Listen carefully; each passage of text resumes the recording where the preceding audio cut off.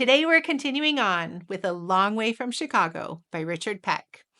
If you've missed the previous chapters, there's a link to the full playlist in the description below. Chapter 4, Part 1, coming up next.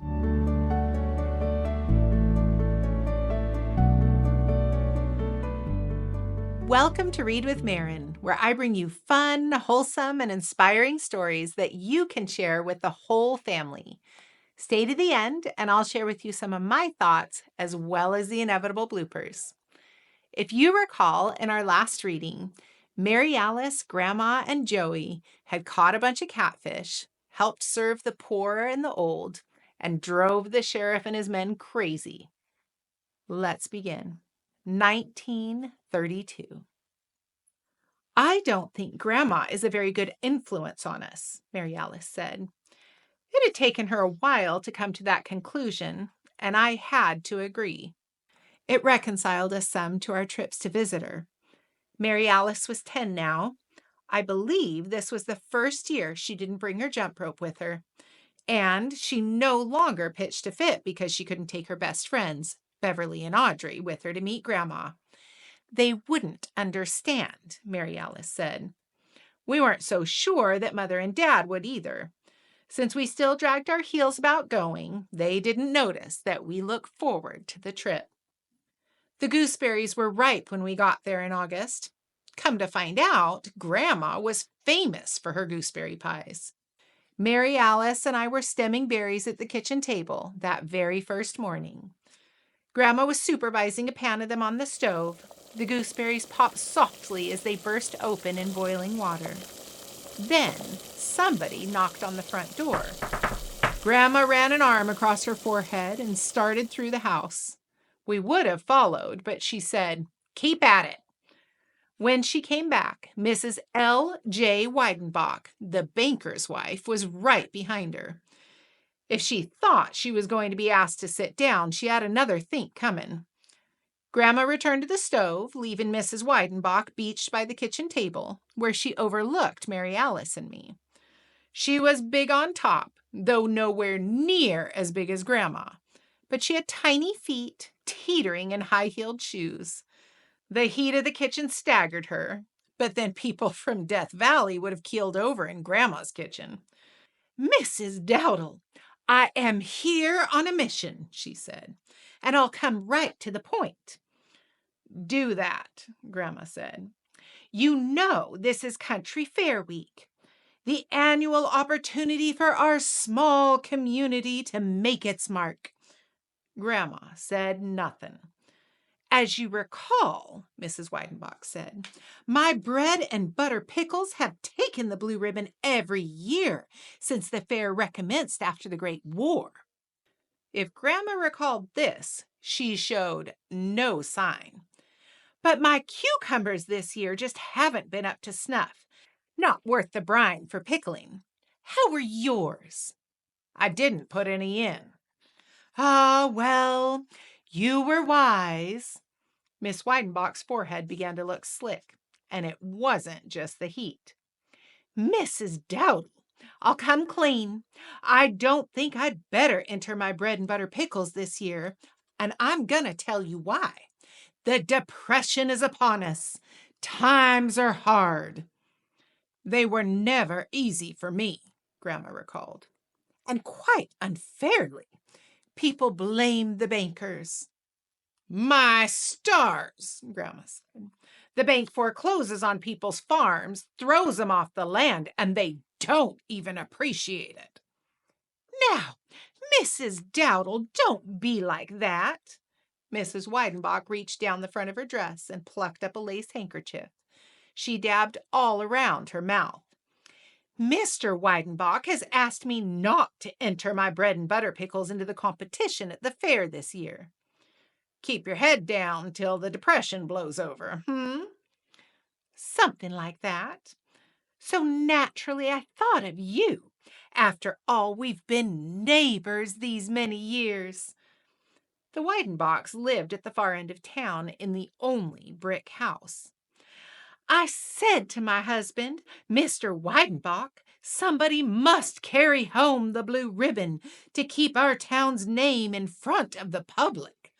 Otherwise, those county seat women will sweep the field. As you know, Mrs. Cowgill's decorative butter pats never do better than honorable mention.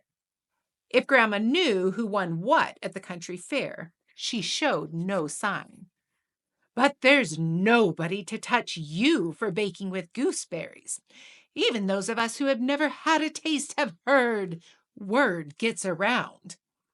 Try as a person will to keep it quiet, Grandma said. Gooseberries are tricky things. Now, you take Mrs. Votsmeyer over at Bement. She wouldn't take on a gooseberry, but she'll pull down a blue ribbon in the fruit pies and cobbler division with her individual cherry tarts, if somebody doesn't put a stop to her. Quiet followed as we listened to Grandma's wooden spoons scraping the sides of the stew pan. At length she said, I cook to eat, not to show off. Mrs. Weidenbach sighed. Mrs. Dowdel, these are desperate times. Don't hide your light under a bushel. It is up to you to hold high the banner for our town. Grandma putting herself out on the fame of the town? I thought Mrs. Weidenbach was on the wrong track. On the other hand, Grandma liked to win. Growing frantic, Mrs. Weidenbach let her gaze skim over Mary Alice and me. And a day at the fair would be a nice outing for your grandkiddies. I wouldn't cut any ice cream with them, Grandma said. They're from Chicago, so they've seen everything. Instantly, an expression of great boredom fell over Mary Alice's face. I thought she might yawn. She was playing along with Grandma. I had been thinking a day at the fair would be a welcome change, but I just shrugged and went on stemming gooseberries. Grandma turned slightly from the stove. Wouldn't have any way to get there even if I wanted to. Mrs. Weidenbach brightened. I will personally conduct you to the fair on prize day in my hutmobile. She waved a hand in benediction over us. And there'll be plenty of room for your grandkiddies. Oh, well, Grandma said, if I have an extra pie and it's not raining that day. Mrs. Dowdel, I knew you would stand and deliver. Mrs. Weidenbach clasped her hands. And remember, even the red ribbon for second prize will be better than nothing. Grandma gazed past her, seeming to count the corpses on the flypaper strip.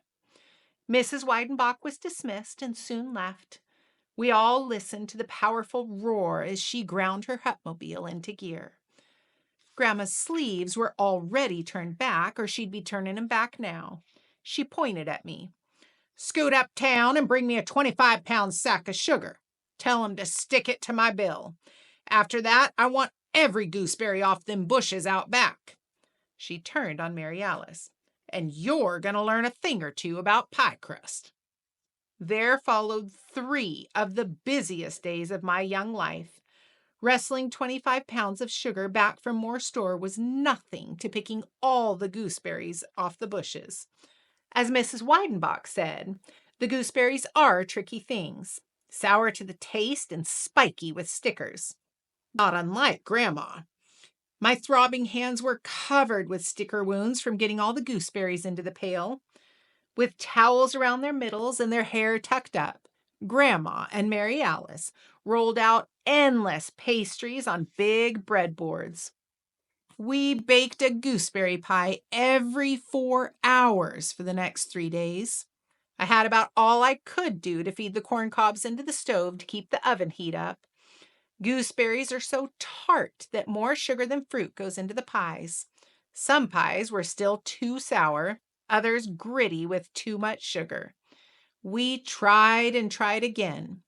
Grandma grew careful about balancing her ingredients, holding the measuring cup up to the light.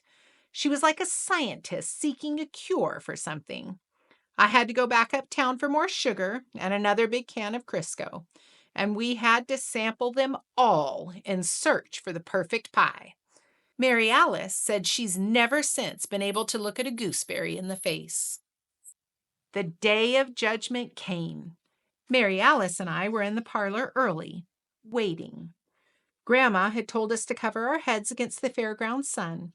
I had on the Cubs cap that I traveled in, and Mary Alice wore her straw from Easter. The house reeked of baking. Then Grandma sailed in like a galleon to the front room, striking us dumb. For her, dressing up usually meant taking off her apron. But this morning, she wore a ready-made dress covered with flowers. The collar was fine net, fixed with a big cameo brooch that rode high. On her feet were large, unfamiliar shoes, white with a hint of a heel, and laces tied in big, perky bows. On her head was a hat with a big brim. The hatband on it happened to be a blue ribbon. She glared, daring us to pay her a compliment. But the cat had our tongues. Mary Alice stared up at her, transfixed. Was she seeing herself in 50 years hence? The Hutmobile growled up outside, and the next thing you knew, we were in it. It wasn't as long as Al Capone's big Lincoln limousine, but it was the biggest car in this town. Mary Alice and I had the back seat to ourselves, and the pie box was between my feet. Grandma took charge of a small hamper full of our lunch, since they charge you 2 prices for everything at the fair. She rode up front beside Mrs. Weidenbach with one big elbow propped outside an open window. The town had emptied out because this was prize day at the fair. But when we went by the Coffee Pot Cafe, there were faces at the window, and a loafer or two paused on the sidewalk to see us pass. Grandma inclined her head slightly. Most people wouldn't take their bows till after they'd won a blue ribbon, but Grandma wasn't most people. The fairground was a pasture along a dusty road this side of the county seat. It was a collection of sheds and tents and a grandstand for harness racing. But this was the big day for judging cattle, quilts, and cookery, so the grounds were packed, though it was 5 cents to get in. Mrs. Weidenbach twinkled along in her high heels next to Grandma. She didn't dare show her pickles, but she wanted some reflected glory in case the gooseberry pie won. Let's run that pie over to the domestic sciences tent and get it registered. I don't want it sitting around, Grandma said. The livestock draws flies.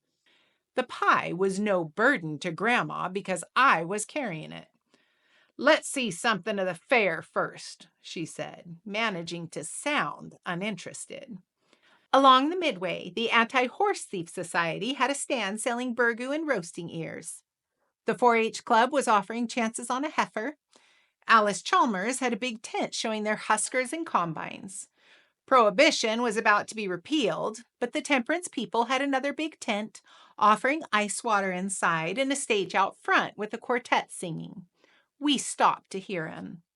You may drive your fast horse if you please. You may live in the very best style, smoke the choicest cigars at your ease, and may revel in pleasure a while.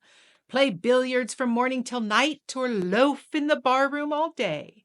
But just see if my words are not right. You will find in the end it don't pay. At the other end of the midway was a rickety Ferris wheel, a merry-go-round, and a caterpillar.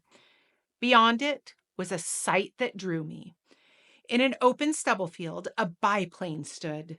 Beside it was the pilot in a leather helmet with goggles and puttees wrapped around his legs, and a sign that read, Barnstorming Barney Buchanan, Air Ace, Trick Flying and Passenger Rides. My heart skipped a beat and sank. Another sign read, Rides, 75 cents. I didn't have that kind of money on me. I didn't have any money on me. Still, my heart began to taxi. I'd never been in a plane, and my hero was Colonel Charles A. Lindbergh, who had flown the Atlantic alone. The American Legion was sponsoring Barney Buchanan. A red-faced man in a Legionnaire's cap bawled through a megaphone, tell you what I'm going to do, folks. Any minute now, Mr. Buchanan is going to show us his stuff by putting his machine through some maneuvers he used in the Great War against the wily Hun. Then, if you think 6 bits is too steep, Mr. Buchanan has agreed to a special prize day offer. To every blue ribbon winner, Mr. Buchanan will give a ride in his biplane gratis. That's free of charge, ladies and gentlemen. Oh, my heart left the ground, skimmed a hedgerow, and sailed into the wild blue yonder. The pie in my hands would win first prize, since nobody but Grandma would take a chance with gooseberries. But she'd let me have her plane ride because she was too old and too big. You reckon those things will get off the ground? She said doubtfully, building my hopes even higher. It looks like a box kite, Mary Alice said. A person would have to be nuts to go in it. The biplane's wings were canvas-covered and much patched. It was more rickety than the Ferris wheel. Still, it was a plane, and this looked like my only chance in life to go up in one. Now Miss Weidenbach was plucking at Grandma's arm, and it was time to enter the pie into the competition. When we 4 went to the domestic sciences tent, Grandma remarked, "I said there'd be flies." Surrounded by crowds, the long tables were all laid out. Jams and preserves, vegetables in novelty shapes, cakes and breads. A half-sized cow carved out of butter reclined on a block of melting ice. It was as hot as Grandma's kitchen in the tent, so people fanned paper fans, compliments of Brushear's funeral home, each with the Brushear motto printed on it. When you come to the end, you'll find a friend. We'll go ahead and pause there for now. I love this chapter and seeing how Grandma always acts uninterested and coy about what she does day to day. And yet she loves to win, and she loves a little bit of competition. I love that Joey and Mary Alice have learned to go along with her antics and enjoy whatever adventure is set before them. I'm all about adventure. Life is full of adventure, whether it's hard or fun, easy or good. We love seeing what life has to bring us, and this story helps us see how valuable it is to rely on our families and learn from each one of them.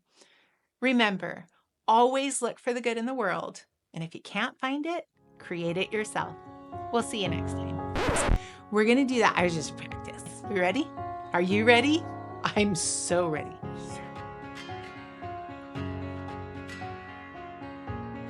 Playing Burgaroo. This is so hard for me. I can't do this one. Whew. Thank you for that. Hi, Sadie.